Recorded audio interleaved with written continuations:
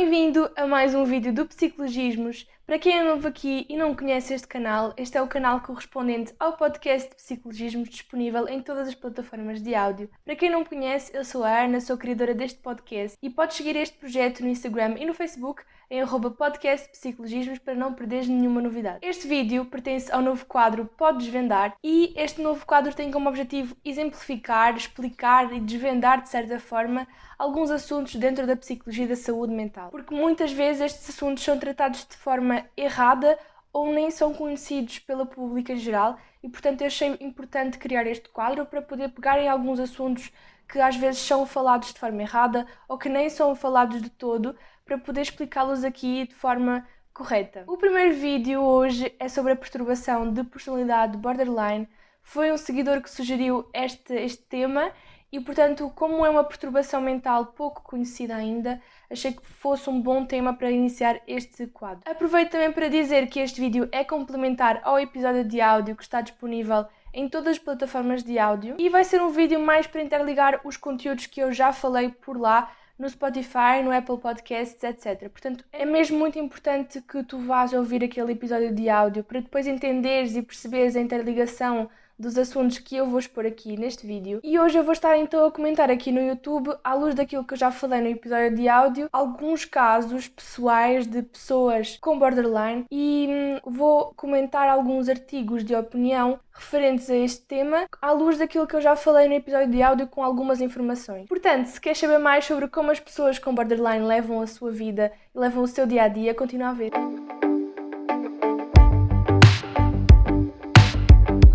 Se já ouviste o episódio de áudio, não te preocupes porque eu não vou estar a falar em extenso aquilo que eu já falei sobre a caracterização da perturbação borderline, mas vou falar só alguns pontos importantes que eu acho importantes para prosseguirmos para o resto do vídeo. A perturbação borderline basicamente define-se por instabilidade a vários níveis do sujeito, tanto no comportamento, no humor, nas relações com o outro e na percepção que o sujeito tem de si mesmo. Costumam ser pessoas que sentem raiva e ódio e amor e dependência em questões de dias ou horas. Por causa disso, manter relações de namoro, relações familiares, relações de amizade, torna-se muito difícil.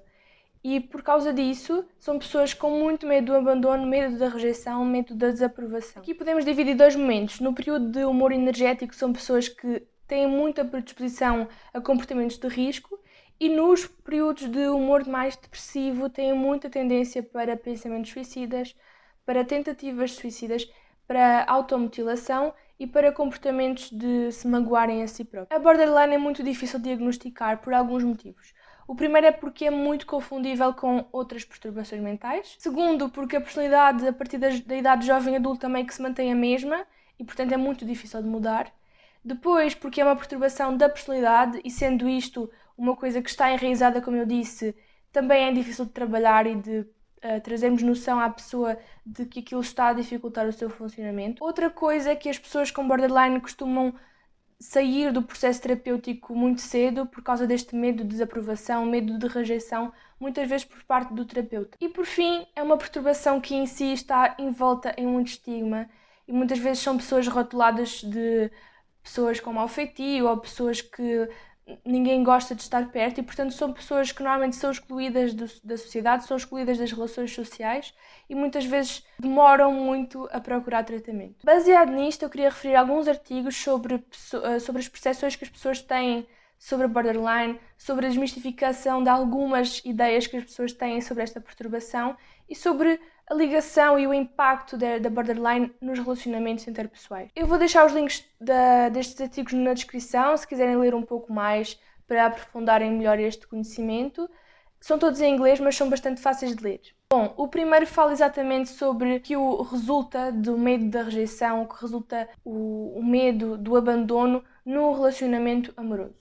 Este medo da rejeição, do abandono, flutuações do humor, torna muito difícil uma relação romântica, como vocês devem imaginar. E, portanto, a pessoa, a maior parte das vezes, está amável e até às vezes um pouco dependente do outro, mas se por algum motivo nota que o outro já não gosta mais dela, por exemplo, pode se tornar rapidamente agressiva, impulsiva e com sentimentos de ódio. No entanto, apesar de ser desafiador, o parceiro ou a parceira deve manter-se como um ponto estável naquele relacionamento a nível de humor. Neste artigo eles também falam sobre algumas coisas que podemos fazer se estamos numa relação com alguém com borderline, ok? A primeira é aprender sobre o que é borderline, a segunda é oferecer ajuda profissional e a terceira é oferecer apoio emocional. E isto faz todo o sentido, porque primeiro, fornecer informações sobre a perturbação permite que nós que temos a informação, portanto, temos menos estigma, temos menos preconceito, temos mais informação, podemos ajudar melhor. Depois, oferecer ajuda profissional, obviamente, porque é necessário oferecermos tratamento a estas pessoas, fazer uma terapia combinada com medicamentos e uma terapia no psicólogo, no psicoterapeuta, para conseguir regular estes sintomas e para conseguir estabilizar o humor desta pessoa. E depois, oferecer apoio emocional, porque é muito importante. Uma pessoa com borderline o que menos precisa é de alguém que é instável a nível de humor ou é instável a nível de opiniões. Portanto, o facto de o parceiro ou da parceira demonstrar confiança emocional significa que a pessoa com borderline sente que, ok, se eu ficar instável ou se eu me sentir de forma mais complicada, eu vou ter ali alguém que está estável e eu posso meio que ver esta pessoa e também tentar estabilizar. Outra coisa muito importante dentro deste tema de como a borderline afeta nos casais também, nas relações no geral, é que muitas vezes estes casais recorrem à terapia do casal, principalmente para trabalhar esta questão da confiança emocional, trabalhar esta questão da estabilidade emocional do outro e trabalhar muitas vezes estes conflitos que podem aparecer por causa destes sintomas recorrentes de instabilidade emocional. O próximo artigo fala sobre uma rapariga que tem perturbação borderline e fala um pouco sobre a vivência que ela teve e sobre tudo aquilo que já pensaram equivocadamente sobre ela. O primeiro aspecto que ela refere é que a borderline pode ser angustiante. Se nós transpormos isto um pouco para nós, podemos perceber que o facto de estarmos sempre a mudar de humor, o facto de estarmos sempre instáveis nas nossas opiniões, o facto de estarmos sempre a desconfiar do outro, a pensar que vamos ser abandonados, isto tudo torna-se muito exaustivo e esgotante e também muito angustiante, ok? Porque estas pessoas têm muito medo de verdade que as abandonem, que elas fiquem sozinhas. É uma coisa que realmente pode magoar muito estas pessoas. E aqui quando eu cito este exemplo é mais para trabalhar esta empatia. Quando nós não percebemos nem compreendemos o outro, é bom nós pormos no lugar dele. E se nós, por este exemplo simples, pensássemos como é sentir todas estas emoções intensas a oscilar ao longo do dia, com certeza vamos perceber exatamente como estas pessoas se sentem. Depois, muitas vezes estas pessoas são chamadas de abusivas ou agressivas até, e um disclaimer é que estas pessoas são muito mais abusivas e agressivas para elas próprias, portanto fazem-se mais mal a si próprias do que aos outros. E muitas vezes esta agressividade é a sua maneira de mostrar a angústia. É uma maneira um pouco disfuncional e é por isso que estamos a tratar de uma perturbação, mas é a sua forma de mostrar uma angústia, um medo, talvez do abandono. E muitas delas têm a noção também que às vezes são negligentes para os outros e são negligentes quando os outros se afastam delas e que elas não se preocupam tanto com a necessidade dos outros.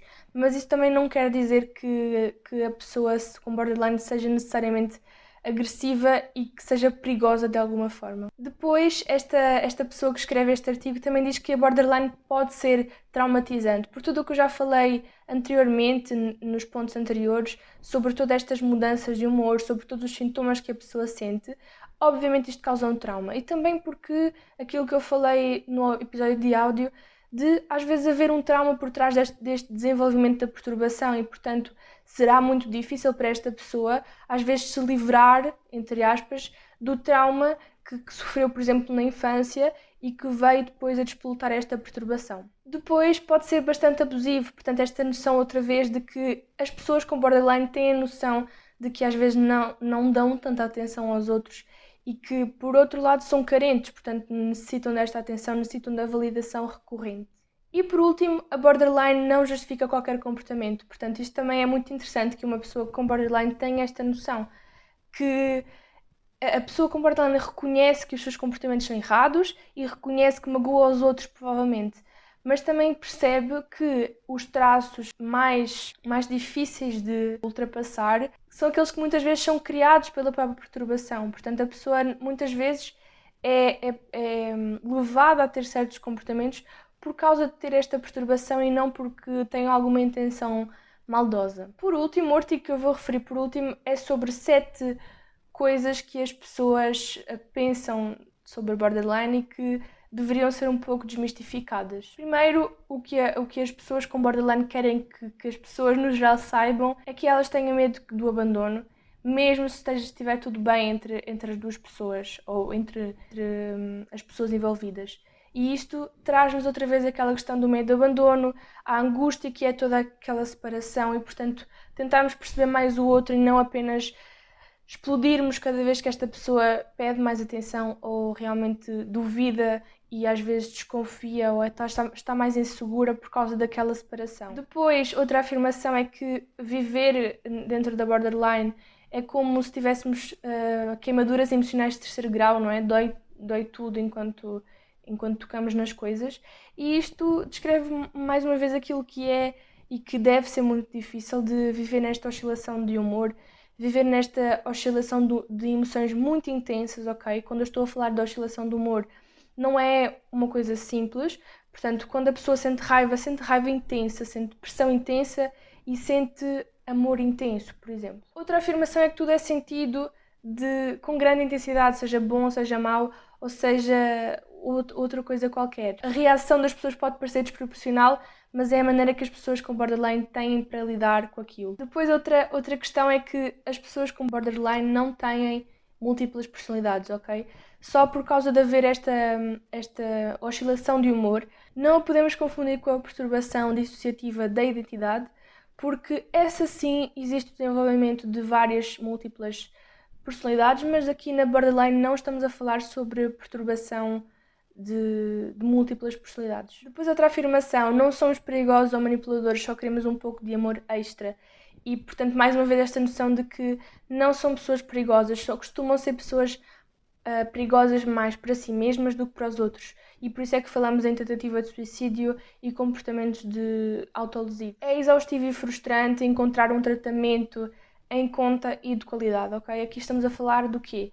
Muitas vezes nós sabemos que os medicamentos, não existe nenhum medicamento atualmente que se saiba que trate ou regule totalmente os sintomas da borderline, mas aquilo que acontece é que dá-se medicamentos para aliviar certos sintomas muito específicos. Não existe um medicamento que atue em toda a perturbação, porque é uma perturbação muito complexa, com vários ramos. E, portanto, é necessário a psicoterapia. E claro que, por exemplo, estar num psiquiatra e poder comprar medicamentos e estar na psicoterapia com um psicólogo e também pagar estas consultas torna-se bastante caro, e também encontrar às vezes profissionais que realmente tenham esta qualidade, não é, terapêutica, às vezes também é muito difícil e é um processo longo, pode ser um processo longo. E depois, afinal, que achei muito interessante, não somos incapazes de ser amados e também amamos muito. Esta última frase é bastante tocante, porque apesar de serem pessoas que têm esta dependência inerente e este medo de serem abandonadas e oscilarem entre ódio e amor pela mesma pessoa, às vezes em questões de horas ou dias, não quer dizer que esta pessoa não goste do outro ou que esteja com uma intenção má com o outro, ok? São pessoas que são muitas vezes mais manipuladas elas mesmas do que manipulam os outros.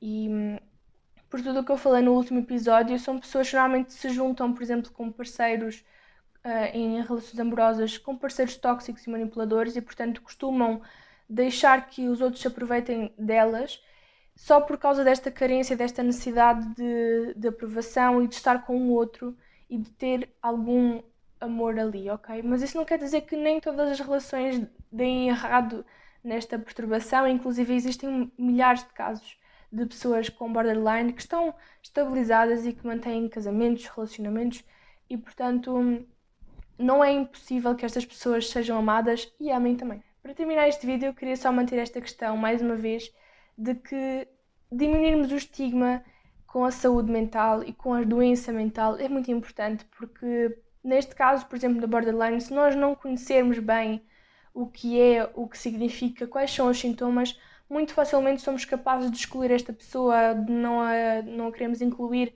no nosso círculo social, e informarmos sobre isto, e também é por causa disto que eu criei este quadro, informarmos sobre as coisas traz-nos mais entendimento, traz-nos menos estigma. ao compreendermos, temos menos preconceitos, excluímos menos. E, portanto, achei que seria muito importante eu iniciar este quadro e espero que tenham gostado deste episódio e até ao próximo.